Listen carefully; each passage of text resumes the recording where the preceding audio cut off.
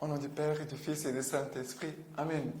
Grande joie d'être là avec toi pour ce temps de Lex Divina et que j'espère que ton âme soit cette bonne terre où la parole de Dieu va tomber pour produire beaucoup de fruits. Et vraiment que l'Esprit Saint vienne nous aider et aussi que la Vierge Marie intercède pour nous. Merci Vierge Marie pour ta présence dans ce temps d'écoute de la parole de Dieu. Aujourd'hui, la première lecture, c'est des Actes des Apôtres, chapitre 5, versets 17 à 26. Alors, intervinrent les grands prêtres, avec tous ceux de son entourage, les partis des Sadducéens. Pleins d'animosité, ils mirent la main sur les apôtres et les jetèrent dans la prison publique. Mais pendant la nuit, l'ange du Seigneur ouvrit les portes de la prison et après les avoir conduits dehors, leur dit: allez annoncer hardiment au peuple dans le temple tout ce qui concerne cette ville-là. Dociles à ces paroles, ils entrèrent au temple dès le point du jour et se mirent à enseigner. Cependant, le grand prêtre arriva avec ceux de son entourage. On convoqua le Sanhédrin et tous les sénats des Israélites et on fit chercher les apôtres à la prison. Mais les satellites rendus sur place ne les trouvèrent pas dans la prison.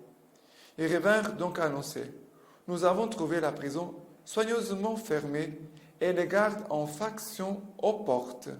Mais quand nous avons ouvert, nous n'avons trouvé personne à l'intérieur.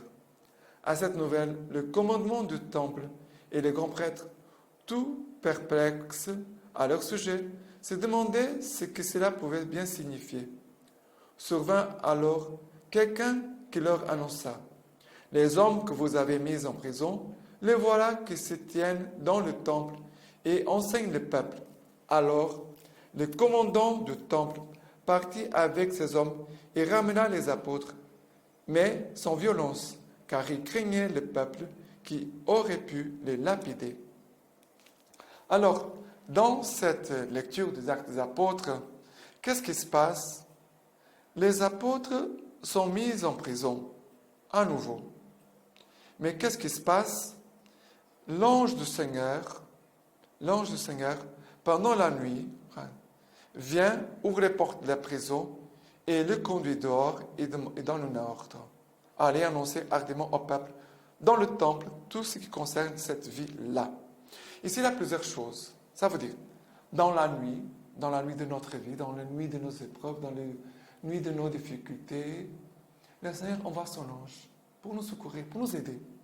Le Seigneur envoie toujours son secours. On doit le croire, on doit avoir cette confiance.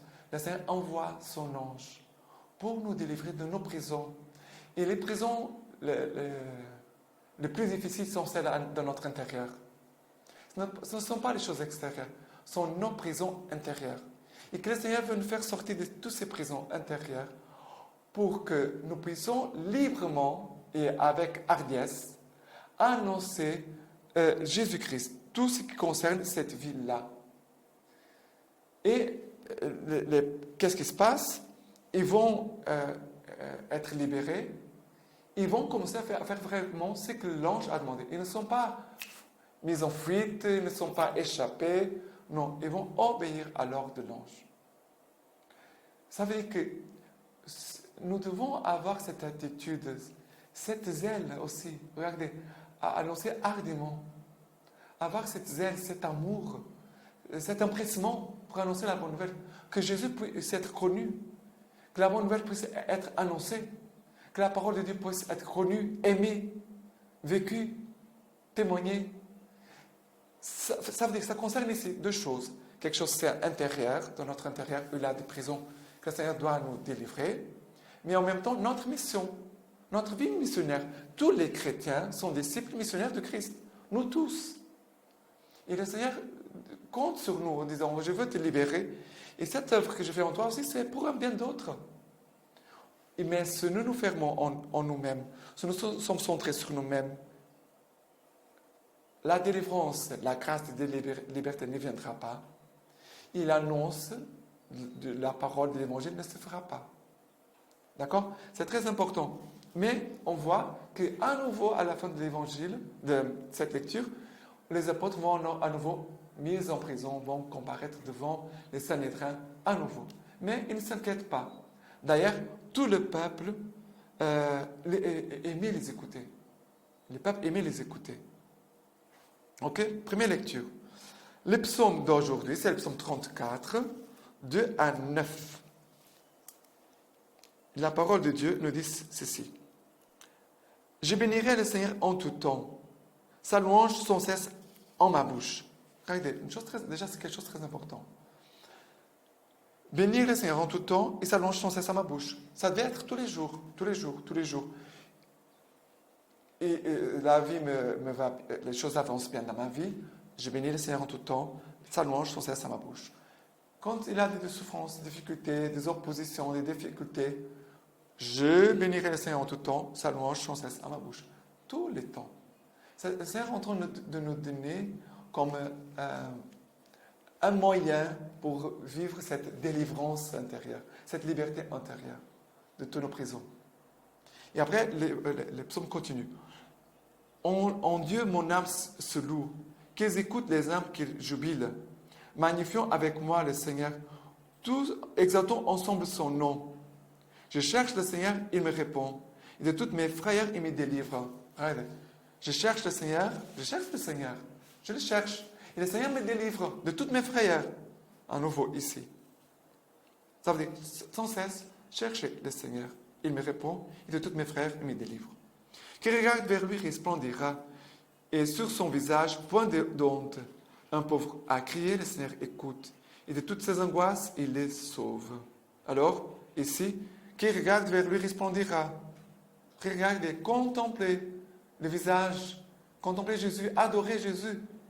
Voilà, ici. Et le Seigneur nous sauve de toutes nos angoisses. Ça peut être aussi une prison intérieure, les angoisses. Et campe l'ange du Seigneur autour de ceux qui craignent, qui le craignent, et il les dégage. Goûtez et voyez comme le Seigneur est bon, heureux qui s'abrite en lui. Et ce verset, c'est très, très, très fort. Goûtez et voyez comme le Seigneur est bon, heureux qui s'abrite en lui. Et ça veut dire que nous devons vraiment goûter et voir le Seigneur dans son Eucharistie, dans sa parole, contempler la croix du Christ. Voilà. Et de dire combien ils sont heureux ceux qui abritent en toi, qui s'abritent en toi. Non pas, je ne suis pas dans une prison, mais je suis abrité en Dieu. Ok? Et l'évangile d'aujourd'hui, c'est Jean chapitre 3, versets 16 à 21. Pardon, je me suis trop... Oui. Car Dieu a tant aimé le monde qu'il a donné son Fils, l'unique engendré, afin que quiconque croit en lui ne se perd pas, mais ait la vie éternelle. Car Dieu n'a pas envoyé le Fils dans le monde pour juger le monde, mais pour que le monde soit sauvé par son entremise. Qui croit en lui n'est pas jugé. Qui ne croit pas est déjà jugé, parce qu'il n'a pas cru au nom du Fils unique engendré de Dieu. Et tel est le jugement. La lumière est venue dans le monde, et les hommes ont mieux aimé les ténèbres que la lumière, car leurs œuvres étaient mauvaises. Quiconque en effet commet le mal est la lumière et ne vient pas à la lumière, de peur que ses œuvres ne soient démontrées coupables. Mais celui qui fait la vérité vient à la lumière, afin qu'il soit manifesté que ses œuvres sont faites en Dieu. Alors, l'Évangile nous dit comme ça, car Dieu a tant aimé le monde. Première chose, l'amour de Dieu, en première chose, en toute chose, l'amour de Dieu, l'expérience de Dieu, l'amour de Dieu, la présence et l'amour de Dieu. D'abord. Après, il va dire, celui qui croit en lui, qui croit dans l'amour de Dieu, je crois en Dieu qui est toujours amour, qui est toujours bon, et qui est toujours présent, et qui m'accompagne, qui est mon berger. Il est mon bon berger. Je ne manque de rien. Et si je crois, le Seigneur est déjà sauvé. Et il est déjà sauvé. Car Dieu a envoyé le Fils dans le monde, non pas pour juger le monde, mais pour que le monde soit sauvé par lui. Voilà. Et Seigneur, ici sauvé, ça veut dire aussi me délivrer, de me donner cette liberté de tous ceux qui sont mes prisons. Il vient me sauver à partir de cette expérience, car Dieu a tant aimé le monde. Dieu a aimé tellement toi, moi. Le monde, c'est toi, c'est moi, c'est telle personne, telle autre personne. Ok? Et après, deuxième partie, c'est quiconque en effet commet le mal et la lumière, il ne vient pas à la lumière, de peur que ses œuvres ne soient démontrées coupables. Mais celui qui fait la vérité vient à la lumière. Ça veut dire, ici deux choses. Celui qui fait le mal, qui commet le mal, c'est lui qui fait la vérité. Mais aussi, c'est vrai que nous commettons tous le mal, parce que nous sommes tous des pécheurs. Mais malgré mon état de pécheur, je viens toujours à la lumière. Je viens toujours à Jésus pour qu'il puisse manifester sa lumière.